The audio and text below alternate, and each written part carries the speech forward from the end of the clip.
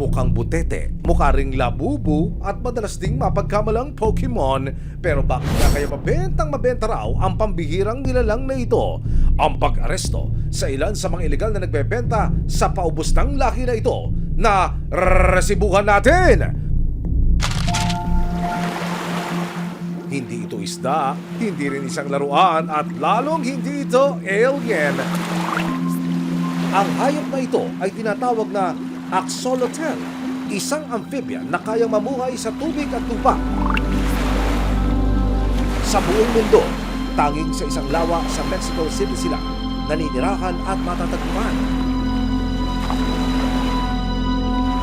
Dahil sa nakakaliw nilang hugis at kilos, madalas din silang gawing cartoon character online.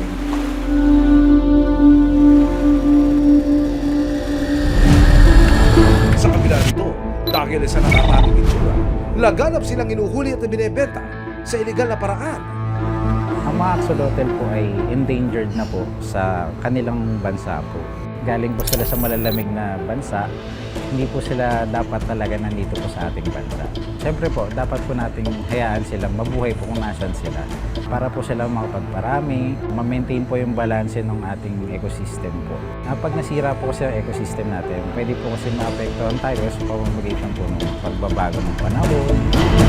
Mandato ng Department of Environment and Natural Resources na protektahan ang lahat ng buhay, ilang, lalo na ang mga critically endangered o nanganganib ng maubos tulad ng axolotl. Kasama ang resibo, sinimula ng siyuri ng Criminal Investigation and Detection Group o CIDG ang mga illegal na seller na nagkukubli online. Hanggang sa isang seller mula sa Malabon City ang nag-offer ng 4 na pirasong axolotl at ready na raw makipag-meet up sa alok na 3,000 hanggang 5,000 pesos kada piraso. Kaya naman wala lang inaksayang oras sa mga otoridad. Pumunta lang ako sir kasi pagka may nakapesto ko eh. Saan kami tatakbo pag saan tayo makapipisto? Sir, lapit lang Sir, sa kalsada kasama. naman yun sir. Saan ba yun? May kalsada naman yun sir. Pwede naman kayo mag-hazard doon. Medyo malayo na tanaw nyo lang kami. May hiling ka Kasama ba? ang resibo at DENR. Pumosisyon na ang CIDG sa napagkasundo ang meet-up location. Pisto, idulog na, tumindig ka. May solusyon. Tatambay na lang tayo dyan, sir. Makita niya naman mag-transact na.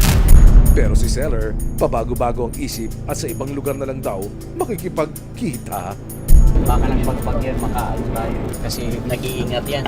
Kasi sa daming hinuhuli na ganyang mga kaso. Maaring, siyempre nakita mo, di ba, busy street yan. Maraming sasakyan. Kiniklear lang nila yung lugar na kung wala bang kalaban. Abante pa tayo? Saan kami pipisto? Pagdating sa sumunod na lokasyon na binigay ng seller, isang lalaking may bimbit na 2 galon ang sumalubong sa mga pulis na nagpanggap na mga buyer. At nang makumpirma na ng mga otoridad na axolotl ang laman ng mga galon, dito na nila sinimulan ang transaksyon sa seller. Pero nasubukang tawaran ang asset ng 2,700 pesos. Tawag daw tayo. Tawag daw kayo Biglang nabuking ang totoong may-ari at seller ng mga hayop.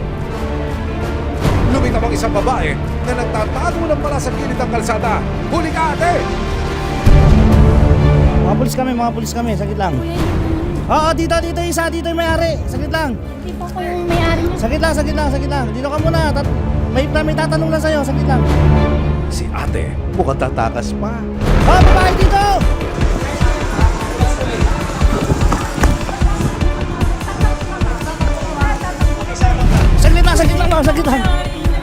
Saglit lang. Huwag ka tatakbo, mama. Mga pulis kami ha. Saglit lang, entrapment to. Matatakbo ka ba, ate?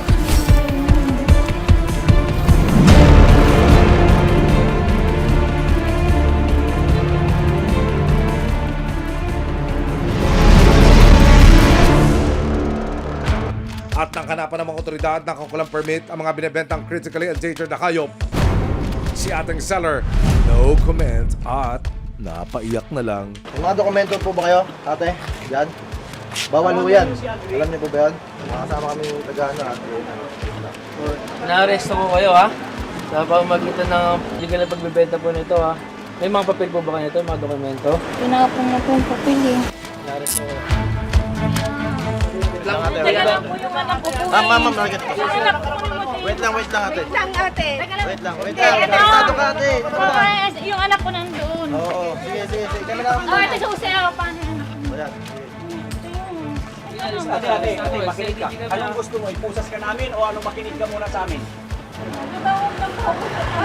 Mamaya, bibigyan namin ng pagkakataon ng mga Ang lalaking umarap sa buyer, pinangpronta lang daw pala ng babae. Hindi, yung ko na ito, dinamay mo lang din ako.